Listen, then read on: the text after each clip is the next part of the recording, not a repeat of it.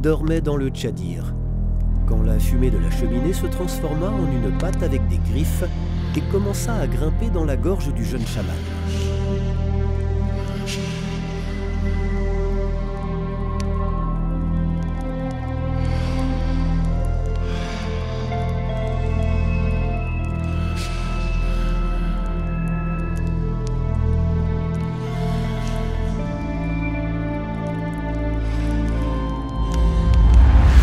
Elle serra sa langue dans sa gorge, et il se mit à parler tout seul, sans aucune intervention humaine. Un cheval, prends-toi un cheval, Saoshyant, son genre. Saosh ouvrit les yeux, et tout allait bien.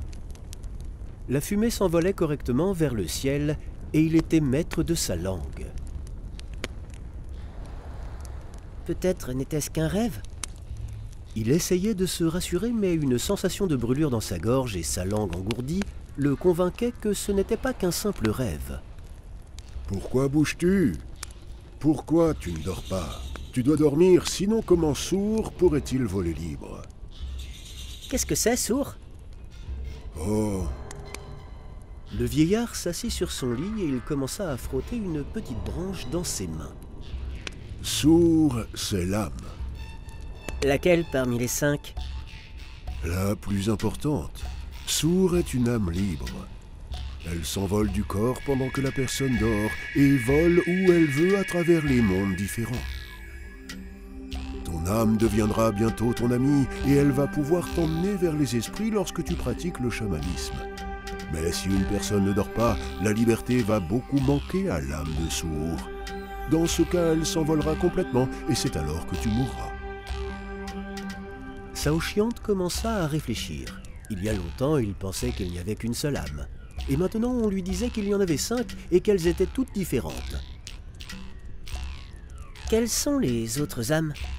Eh bien, chaque chose en son temps, jeune homme. Ce sera bientôt le moment. Maintenant, dis-moi pourquoi bougeais-tu autant dans ton sommeil? Saoshyant s'est immédiatement souvenu d'un rêve désagréable et terrible. Puis il l'a raconté. Le vieil homme écoutait sans oublier de nourrir le feu. Son visage était très sérieux. Ils ont vraiment besoin de toi, plus que je ne pensais. Qui? Les esprits. Habille-toi, il faut qu'on se dépêche. Saoshyant mit des vêtements chauds. Et prends une arme avec toi. Est-ce que nous allons à la chasse? Non. Dépêche-toi et arrête de poser des questions bêtes.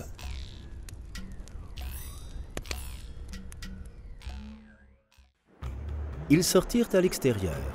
L'air bourdonnait à cause du froid. La neige blanche éblouissait les yeux. Les joues pinçaient à cause du froid, mais ils respiraient de façon étonnamment facile et agréable. Le maître et l'élève mirent des skis et ils se dirigèrent vers le soleil levant. Ils ont skié toute la journée sans s'arrêter.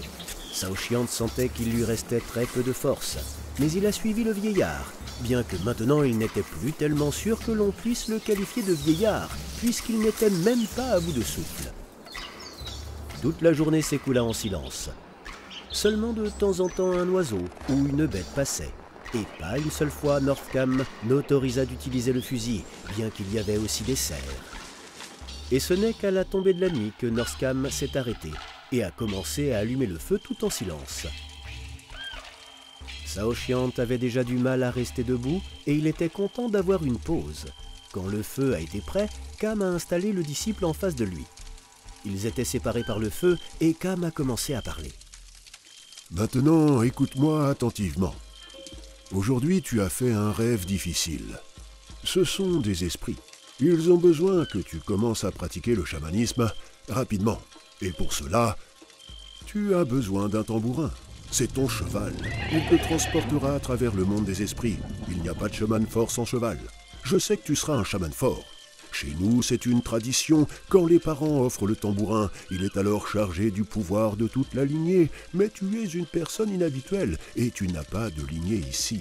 Alors tu feras le tambourin toi-même. Va-t'en et ramène-le. Quoi? Le tambourin? Saoshyant ne comprenait pas. Est-ce qu'ils les mettent partout dans la forêt? Mais tais-toi, homme stupide. Tout d'un coup, Northcam, qui était toujours si calme, se mit en colère. Tu vas fermer les yeux et aller dans la forêt. Là, tu trouveras ton cerf. Rappelle-toi, tu as besoin d'un cerf spécial, le tien. Tue-le et reviens. Comment vais-je marcher dans les bois, les yeux fermés? Et comment saurais-je que le cerf est le mien? Va-t'en, Saoshyant. Vas-y, sinon tu ne deviendras jamais chaman. Tu comprendras par toi-même et si tu ne comprends pas, c'est que tu es faible. Saoshyant prit le fusil et s'éloigna du feu, s'enfonçant dans la nuit noire. Ne voyant rien, il pouvait bien sentir la neige sous ses pieds et les arbres autour de lui, comme si une force incroyable le guidait doucement vers l'avant. Mais être aveugle quand on est capable de voir pour de vrai, c'est trop inhabituel pour un homme, et Saoshyant a ouvert les yeux. Aussitôt son pied s'emmêla dans du chèvrefeuille, et la branche de l'arbre lui perça presque les yeux. Il comprit qu'il fallait avancer comme son maître l'avait dit, et il ferma à nouveau les yeux. Il ne savait pas depuis combien de temps il marchait. Parfois, il lui semblait que ce n'était que depuis quelques minutes, et parfois il pensait que c'était depuis plusieurs jours. Mais quelque chose arriva. Il ne pouvait plus marcher, il ne voulait plus. Saoshyant a ouvert les yeux. Juste devant lui, bien éclairé sous la pleine lune, le beau cerf était là, avec des énormes bois ramifiés. Le cerf semblait l'attendre. Il n'essayait pas de s'échapper. Quand les yeux du jeune chaman croisèrent les yeux du cerf, le chaman ne vit pas la peur de la mort, mais plutôt un désir d'entrer dans le monde des esprits. Saoshyant l'a abattu avec 2 balles. C'était presque le matin quand Saoshyant est rentré auprès du feu avec son lourd fardeau. Voilà, c'est lui. Le fier Saoshyant lâcha la carcasse aux pieds du maître. Alors, très bien. Et maintenant, tu dois faire un sacrifice à Erlik. C'est l'esprit principal, et c'était le premier chaman. Tu peux commencer. Le disciple sortit un couteau à large lame et commença à enlever la peau doucement. Un mince flux de sang tacha la neige et le vieil homme posa une tasse. Bois 3 gorgées. C'est la force vitale de Kout, et ce cerf était une bête puissante. Saoshyant but une gorgée. Donne-en un peu aux esprits du feu, du vent et de la terre. Ils vont t'aider. Maintenant goûte le foie. Il donne naissance au sang. Kout, vis dedans. Mais n'est-ce pas le cœur qui distribue le sang?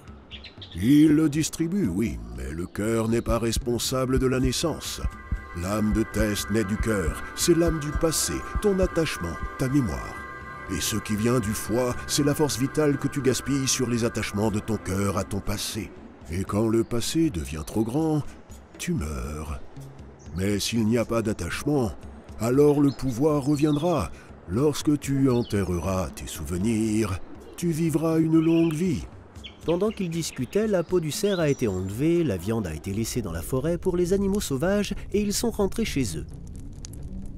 Alors, Saoshyant, tu es fatigué? Je ne suis plus fatigué, maître. Comment est-ce que tu m'as appelé? Maître? Tu m'enseignes, n'est-ce pas? Saoshyant posa la question en étant un peu vexé. Est-ce que j'ai l'air d'un petit bonhomme maigrichon qui se tient près du tableau? Non, mais c'est toi qui m'apprends, n'est-ce pas? Très bien, Saoshyant. Appelle-moi comme tu veux alors. Ce n'est pas si important. Écoute bien, l'apprenti. Tu dois aller au cimetière où mon maître repose. Il t'a accepté. Cela veut dire que tu puisses lui rendre le Kiamla. Coupe-le du boulot, il contient son pouvoir. Cette fois, Saoshyant ne posa pas de questions. Il s'est simplement habillé et parti. Quand il arriva, il vit à quel point ce boulot était beau. Grand, parfaitement droit, sans branches malades, il rayonnait de force. Il sera agréable de toucher le Kiamla. Le chaman regarda l'arbre pendant longtemps, mais il était temps d'agir et il coupa une des branches avec un grand couteau tranchant. Aussitôt le vent se leva et dans son hurlement, Saoshyant entendit la confirmation. Merci, maître. Il inclina la tête vers les restes du grand chaman et s'empressa de rentrer chez lui.